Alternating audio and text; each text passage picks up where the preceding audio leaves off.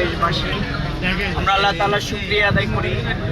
আলহামদুলিল্লাহ, আমরা আজকে জুলাই যোদ্ধা, আমাদের জুলাই আন্দোলনের নতুন বাংলাদেশের যাদের কারণে আমরা এই নতুন বাংলাদেশ পেয়েছি, আমি মনোনয়নপত্র দাখিলের পর আমাদের সকল শহীদদেরকে স্মরণ করছি। আল্লাহ তাআলা সব শহীদদেরকে শাহাদাতের সর্বোচ্চ মর্যাদা দান করুন। আমাদের সাথে আছেন শহীদ কাউসার হোসেন বিজয়ের বাবা এবং শহীদ কাউসার হোসেন বিজয়ের শ্রদ্ধেয় মা আছেন।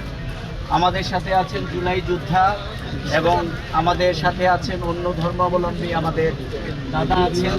আমাদের ব্যবসায়ী, শ্রমিক, সর্বপর্যায়ের মানুষকে নিয়ে আজকে মূলত আমাদের সম্মানিত জেলা আনায় লক্ষ্মীপুর 2 আসনের প্রার্থী এবং আমি লক্ষ্মীপুর 3 আসন থেকে আমরা মনোনয়নপত্র জমা দিয়েছি।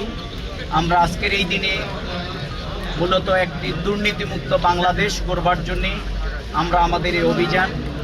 এদেশের মানুষ পরিবর্তন চায়, এদেশের মানুষ নতুনত্ব দেখতে চায়।